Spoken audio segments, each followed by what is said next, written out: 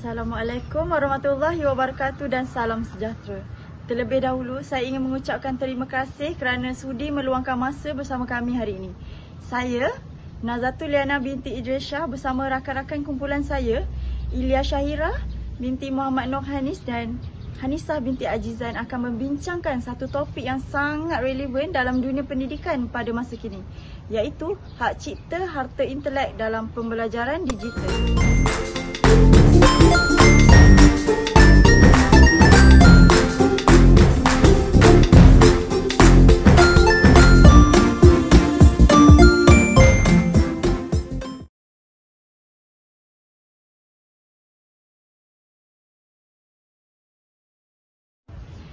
Dalam era digital ini, pelbagai bahan pembelajaran seperti teks, imej, audio dan video mudah dikongsi dan diakses oleh sesiapa sahaja. Namun begitu, adakah ini benar-benar memahami peraturan dan undang-undang dan melindungi bahan-bahan ini? Okey, jom kita rungkai satu persatu. Hak cipta intelek merupakan satu konsep yang penting merangkumi pelbagai aspek perlindungan kepada hasil karya seseorang, antaranya pertama, hak cipta iaitu copyright melindungi karya sastera, muzik, seni, filem dan rakaman.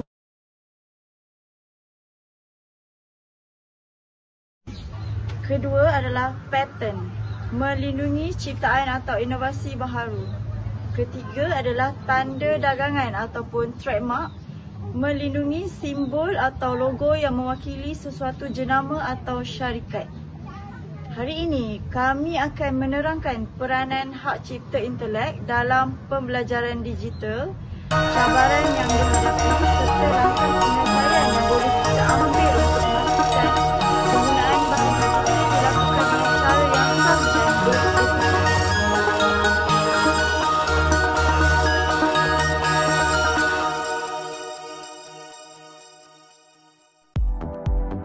Apa itu hak cipta ataupun copyright? Sebelum kita pergi dengan lebih lanjut, perkara pertama yang anda perlu tahu adalah undang-undang berkenaan dengan hak cipta di Malaysia adalah diselaraskan melalui Akta Hak Cipta 1987. Akta ini akan menjadi panduan dan rujukan utama untuk kita sama-sama fahami isu-isu dan peruntukan undang-undang yang berkaitan dengan hak cipta. Anda juga perlu tahu bahawa badan yang menguruskan, menyelaraskan dan mengawal selia perkara dan isu-isu yang berkenaan dengan hak cipta dan harta intelek secara umumnya adalah Perbadanan Harta Intelek Malaysia yang lebih dikenali sebagai MYIPO. Jadi, apa itu hak cipta? Hak cipta adalah hak di sisi undang-undang yang diberikan secara eksklusif kepada pencipta karya untuk menentukan bagaimana karya tersebut digunakan. Secara mudahnya, hak cipta adalah hak untuk mengguna ataupun the right to copy.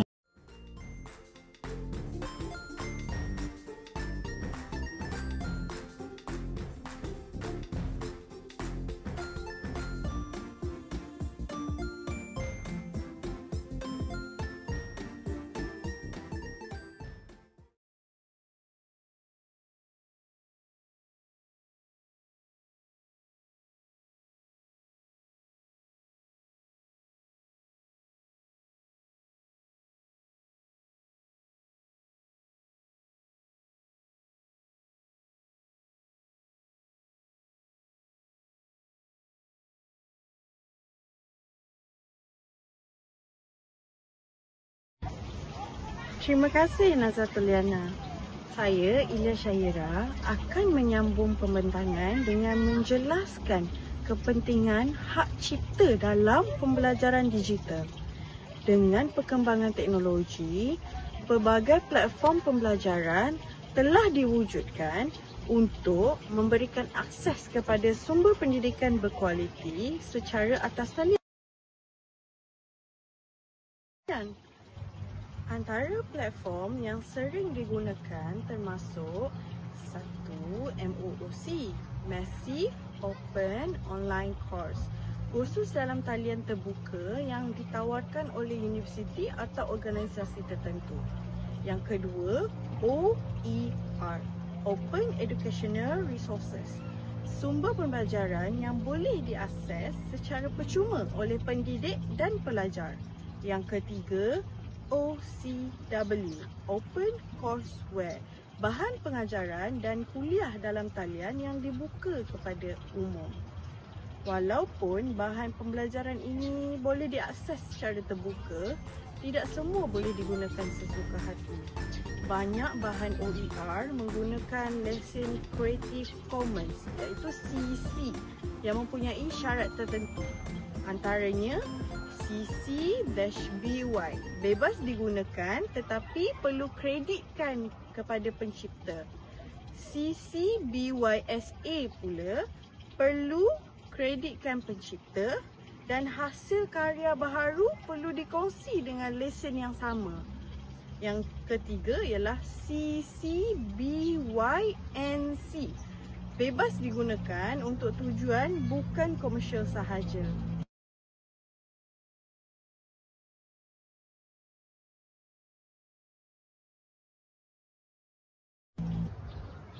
Mengapa pemahaman tentang hak cipta ini penting? Kita perlulah menghargai usaha pencipta asal. Penggunaan bahan tanpa kredit boleh dianggap sebagai pelanggaran hak cipta. Seterusnya, kita perlu menggalakkan kreativiti dan inovasi. Bahan yang dilesenkan secara terbuka membolehkan kita untuk mengubah suai dan menyesuaikan kandungan dengan cara yang sah. Seterusnya, kita perlu membina budaya integriti akademik, ianya untuk mengelakkan isu plagiarism, iaitu menyalin karya orang lain tanpa kebenaran atau tanpa memberi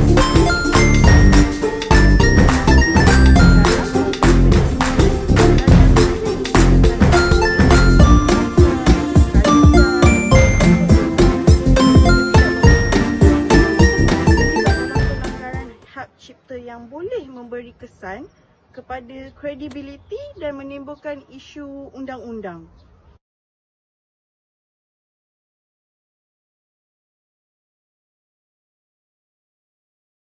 Terima kasih Ila Syahira. Saya Hanisah akan menyentuh tentang cabaran utama yang sering dihadapi dalam mengurus hak cipta intelek, khususnya dalam persekitaran digital serta langkah-langkah penyelesaian.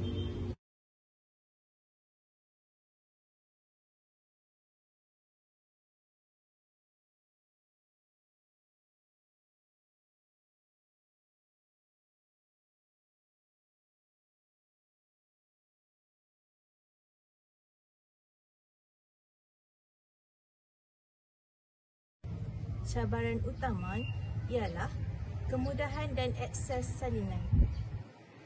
Dengan hanya satu klik, kita boleh memuat turun atau menyalin bahan tanpa mengetahui sama ada ia dibenarkan atau tidak. Kes ini sering terjadi dalam kalangan pelajar yang menggunakan bahan tanpa memeriksa lesen hak cipta. Selain itu, kurangnya kesedaran.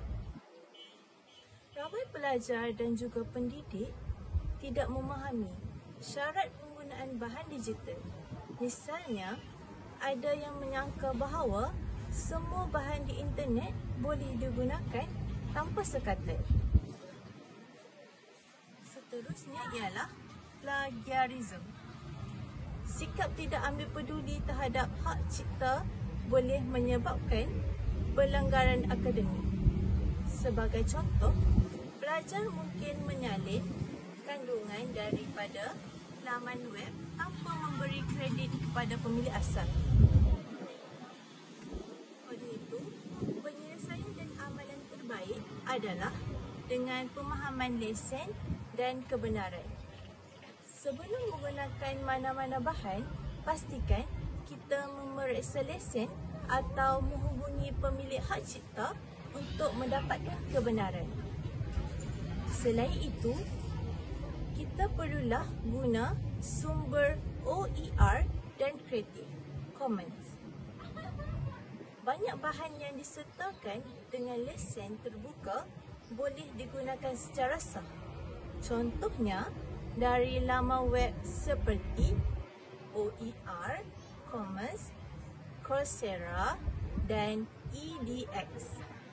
Seterusnya, kita perlulah guna sistem semakan plagiarism, iaitu gunakan perisian seperti Turnitin atau Grammarly, iaitu plagiarism checkers, untuk memastikan tugasan akademik adalah asli dan tidak melanggar hak cipta.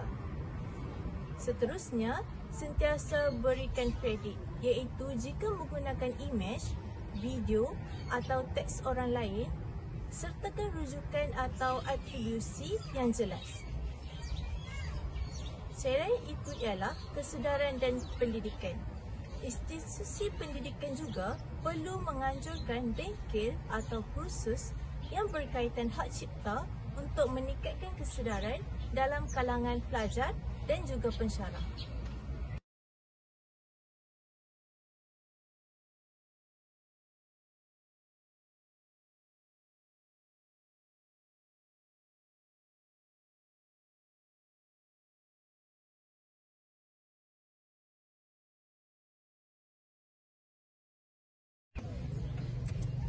Baiklah, terima kasih kepada rakan-rakan